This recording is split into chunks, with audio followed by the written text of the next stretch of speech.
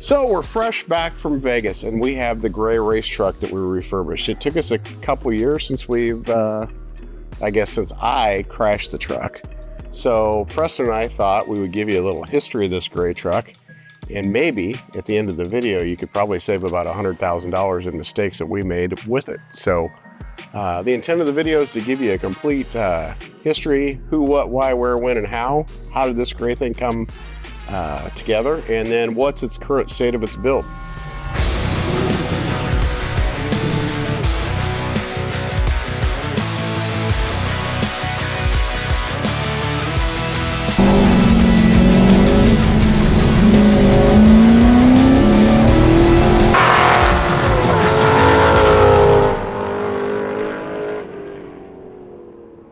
The easiest place to start is at the beginning, right? Or before the beginning of the truck, which was Buck. Yeah, so our first square body C10, Preston's first square body C10. I've owned lots of trucks over the years. My grandpa, who passed away quite a long time ago, had a really, maybe like the ugliest brown, like baby shit colored C10 ever. I don't even know what the color of the name is, but it's like an orangish brown. Nasty. It was gross. Anyway, Preston was, I forgot how old you were, probably like 13? Yeah, middle school, I think, is when we kind of first started on that, but that was kind of my entering into high school gift, I think, at the time, is like, hey, let's go get the truck from the farm. It hadn't been ran in a long time. We brought it and made a nice little street driver for you out of it. It was flat black, like literally not spray paint flat black, but pretty close to it. Mm-hmm. Wagon wheels, BF Goodrich TAs, kind of like your cruiser small block Chevy 700R4 type driver truck. And then you drove it through high school, and all the way college. through high school and through college. And didn't crash it. And didn't crash it. But yeah, we took that, I think, was after college. It was like, okay, let's, it's either time to get a new vehicle or do something cool with it, or both, which ended up being both. But it's kind of a unique timing and opportunity where we had SEMA coming up. We just kind of started re-attending SEMA, and it was like, okay, let's build a show truck. We elevated it into what I would call a modern pro touring truck.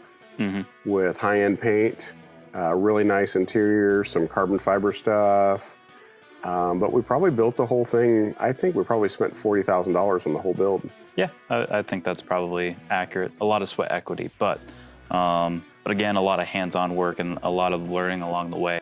But naturally, one of the things that I think both you and I, and probably every guy out there, wants to go faster, wants to do rowdier stuff, and I think that was kind of the height of doing crazy things in cars, right? So we got to this point where it was like, okay, we have a nice show truck, but it's too nice that we can't do anything with it in terms of like autocrossing or anything like that, just because we didn't want to damage the car. And that was kind of the starting point for the race truck, right? Yeah, the race truck, AKA the turd. Yeah, yeah. So we had I don't know what you called the brown, but the dark brown Chevrolet. This was an 84 C10. It was an original short box truck. I purchased it, I think, on eBay. Yeah, I think and I had it delivered here because I was looking for a rust-free truck, and you could not find them in Iowa. We used it to haul metal filings and scrap steel and crap around. So we decided 2 years later that we were going to do another Battle of the Builders truck. And it was like, okay, what have we learned from Buck, right? And how can we build something that's a little bit more rowdy? Let's build something that's fun on a semi-good budget or decent budget, not try to break the bank, put power down, be able to handle at a decent speed, be competitive, at least in autocross, and then make sure that we didn't kill ourselves along the way. Right? The setup really of the truck is four kind of foundational things, right? Chassis, engine and brakes, rear end, making sure we can get the power down, and this overall safety. So maybe what we do is head to the front of the truck. We'll kind of start working our way through it and kind of show them what we did along the way and some of the things that worked for us, what didn't work, and the lessons that we had to learn along the way. Sure. Cool, let's do it. Okay. Okay, so we're gonna start at the front of the truck. We'll start at the very front. So this truck, I kind of like the looks of the K5 Blazer grills from the early 90s, so I ditched the 84 front end that was in it. This truck was a Scottsdale or just base trim truck. So I put that K5 Blazer like out of a 91, 92 K5 core support, headlights, turn signals, and grill in it. Let's talk about the cooling. So in this truck, it's got a power steering cooler. It's got a regular traditional radiator. This one has the extruded tube CNR PWR type core, which sometimes is not the optimal core. It works really good and they're really strong. And that's why a lot of race car guys use them, is that you can take a rock or some abuse. But it's basically an aluminum radiator that's got like an 1.5-inch tube in it. And we're running one 14-inch fan. And you're like, one fan? I need 2 fans. I need like 9,000 CFM. Now, it's got a couple thousand CFM. You're only cooling the engine usually below 40 miles an hour with an electric cooling fan. What I do have is a large oil cooler mounted where the second fan would be. And that works really good in these setups. We got the same thing in Foxzilla. So, you know, it's basically power steering cooler, radiator, oil cooler for the engine. If you were doing a car that had air conditioning and an external tranny cooler, you do the tranny cooler, power steering cooler, AC condenser, radiator, oil cooler, and then the fans. So you made an interesting point a minute ago that the radiator needs to be cooler than the engine. yeah, you always want the radiator cooler than the engine because the thermostat will open it up, let coolant back into the motor, and your engine won't overheat. If you take the thermostat out, it's just gonna flow coolant all the time through there, and all you're gonna do is heat soak everything, and nothing's gonna cool. If you were to say there's like the secret, if you will, of cooling, what would you suggest when people are looking at either a drop-in package or trying to just update their cooling? One, make sure the air goes through the radiator. Like at SEMA, you were competing against another C10. It's just a beautiful build. I think it was from the Seattle area. Really nice guy. I talked to him for a little bit. But the air in that truck, it was like a first generation C10. The air was going up underneath the core And then around. or above the core support and then trying to go out. And he wasn't getting the air through the radiator. So on the road course, he was having a lot of troubles overheating. So you can't cool it if you can't force the air through the radiator. So pretty stock configuration. We designed these header plates for these radiators to kind of keep air from coming up and out. And we've got the radiator tied up against, so it's almost like an air box. So we're forcing the air through on the track. That's pretty key to it. Adding extra engine oil is like almost having an extra radiator. So I don't know how many quarts this cooler holds, but it probably holds 2 quarts. I mean, that's a half a gallon of oil. That's a lot of extra coolant. Really helpful. For some of this more aggressive driving you do, the power steering cooler is important. It keeps the power steering temperature kind of leveled out. So, you know, it doesn't get hot. It's not hard on the racks and the seals and things like that. And then I would say that's definitely a pro tip. I mean, over the course of the few years that we've been driving not only this, but the Fox body, power steering, especially non-electric power steering, has been kind of not necessarily a pain point for us, but something that we've definitely had to beef up. And adding this has definitely, just cooling in general, has definitely enhanced the reliability and the amount of time that we can spend on track. Well, that's enough about cooling, I think, right? Yeah, it's like the 3 main takeaways that I think that if you're gonna build race truck, race car, anything performance is capacity, right? Directing airflow through the cooling system correctly. Yeah. And allowing the radiator to stay cooler than the engine, allow for the heat transfer to work correctly. Yep, and you don't need the ginormous, like, I mean, it helps. All the air you can put through the radiator, the better. Well, and for, in the grand scheme of things, spending $1,500–1,600 on something that's gonna be a good fail-safe and keep your engine from blowing up, it's money well worth spent. But yeah, moving on to more sexy, fun stuff, is the beast under the hood. So yeah, the beast under the hood. So high level, kind of walk us through what's in here right now, the glitz and glam, and then we can get into the kind of the details. Okay, 7-liter LS, Frankenstein heads, Frankenstein low profile intake, Frankenstein fuel rails, Granatelli throttle body. I think it's like 109 millimeter, 107 millimeter. I forgot exactly. We built a little air intake system. It's got two off the line K&N style cone filters on it.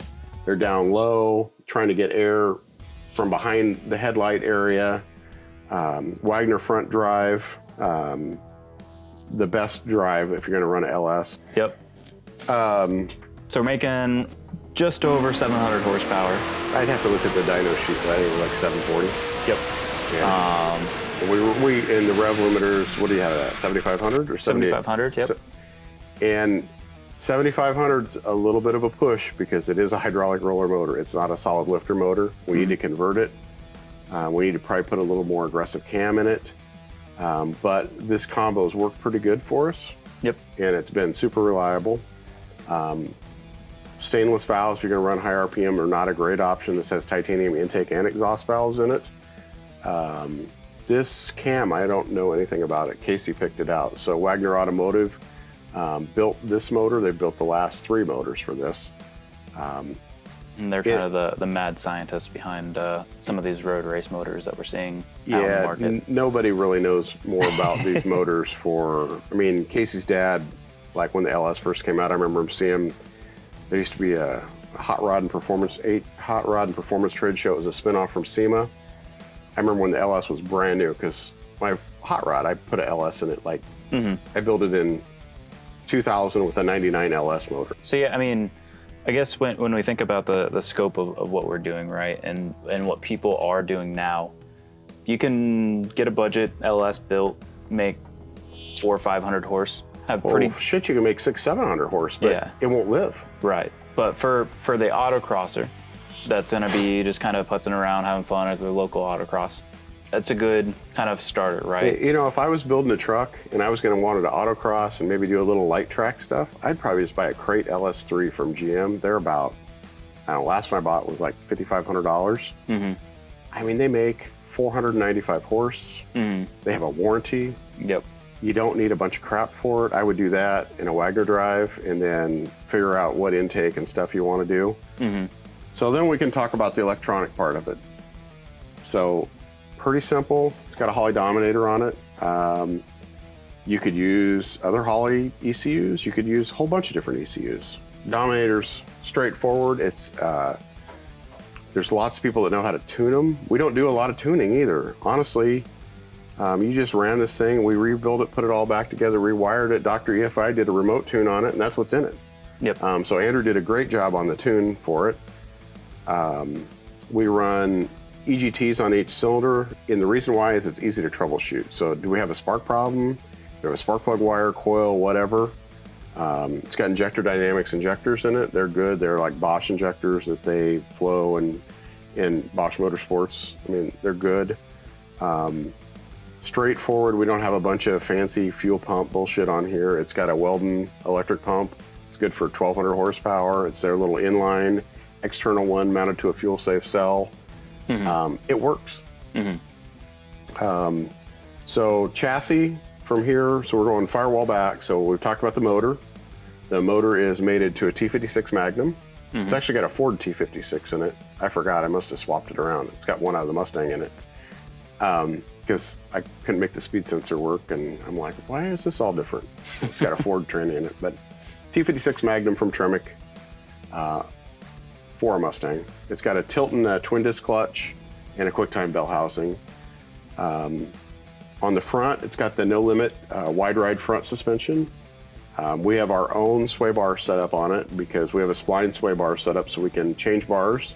But it's got the biggest bar that Speedway Engineering made. Speedway Engineering, I believe, is out of business now, but they were purchased by somebody. It's got Ridetech triple adjustable shocks on it.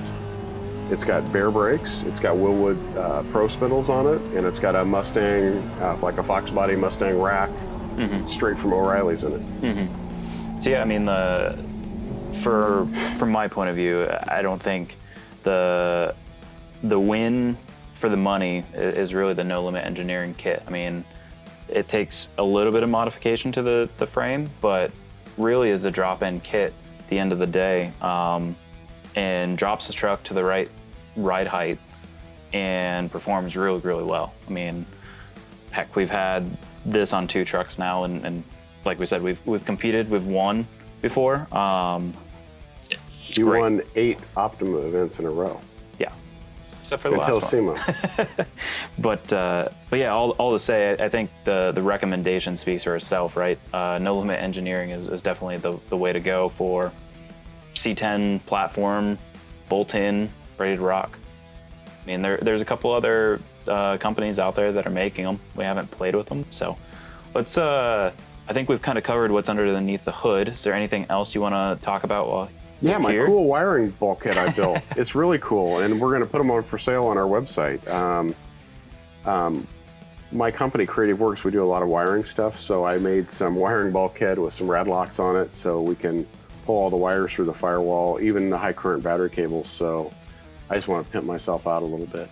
The other thing this truck's got is a really cool Peterson remote oil filter adapter that you can put a cordless drill on and prime the motor just from the oil filter adapter, which is really, really, really handy. Well, with that, we'll move into the cab, kind of show some of the electronics, show some of the dash, some of the pedal setup, and then we'll kind of finish up with the end.